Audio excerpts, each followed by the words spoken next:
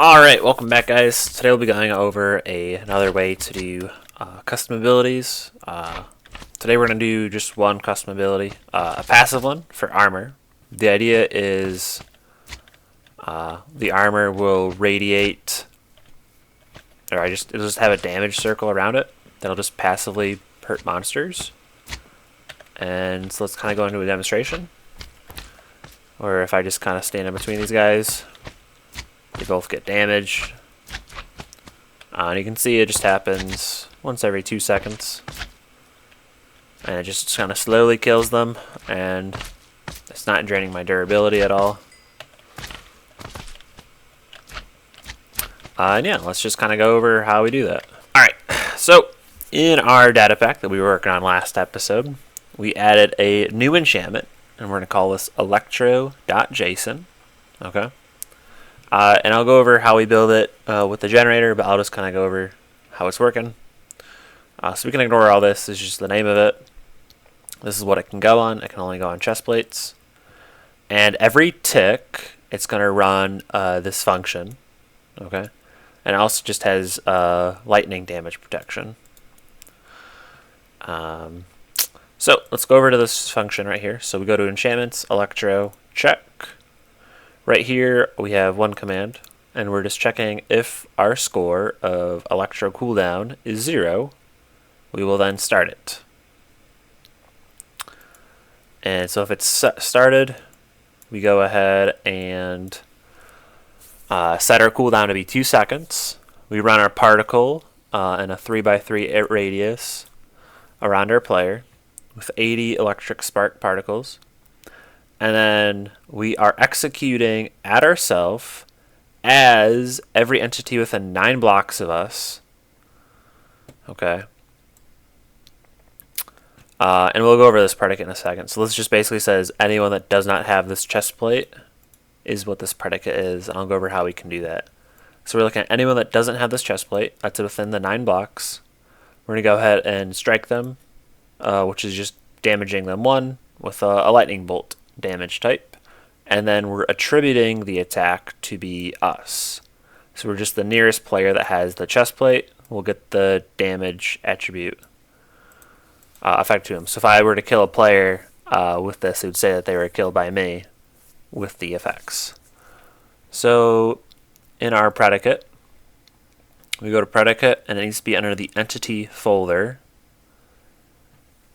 And then we're just going to call this Electro.json. You can name it whatever you want. And then all we're just checking is for our entity properties that we have a enchantment right in this chest plate slot. And it's just checking for our Electro enchantment. Okay. And so then in our load, we also need to make sure we add the scoreboard, Electro cooldown. It's a dummy type.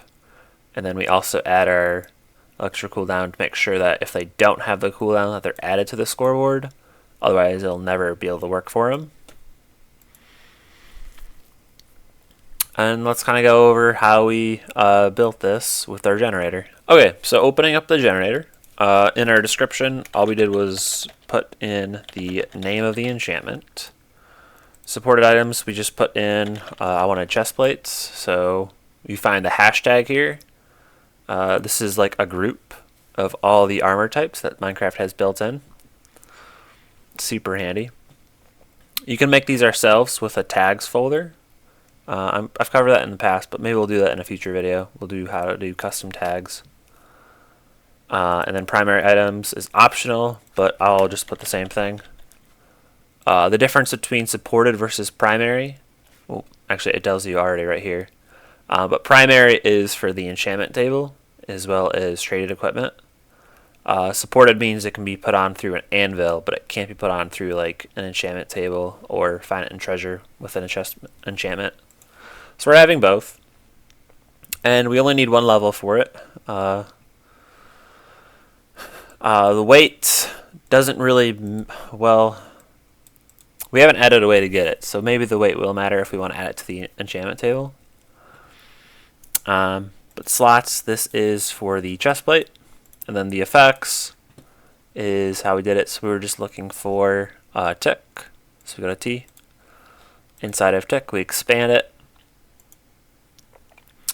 And we are wanting to run a function. And this is just where we put our namespace, tutorial jam, colon. I put all my enchantments in their own folder. And then if they have many of them, I'll put them in another subfolder. And then this is where we put in our check. So this is our function here. And then we can add another one. Well, let's say we wanted to add some damage protection, right? Because that's what we did.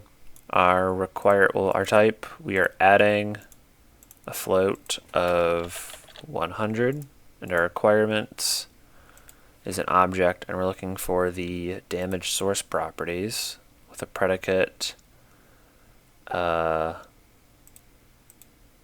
then tags is we're looking for the damage type. So let's just find lightning. And that's kind of how we built the enchantment. And then the other thing we want over was the predicate here. So opening up the predicates, let me just remind myself what I did here. So we want to entity properties, yeah. Our condition is entity properties. This means that it is us. And then we are looking for our equipment in the chest with components of the enchantments. And then we have to manually type in our custom enchantment here. So tutorial jam Electro. And then we go ahead and add that. And that's how we generated our predicate. To double check that if we are wearing the chest plate with the enchantment. Well, it's going to be a little bit of a shorter video today, but this is the chest plate. I think next up we'll probably do some sort of ranged weapon next, maybe like a bow or a throwing weapon. That'll do it for today, guys.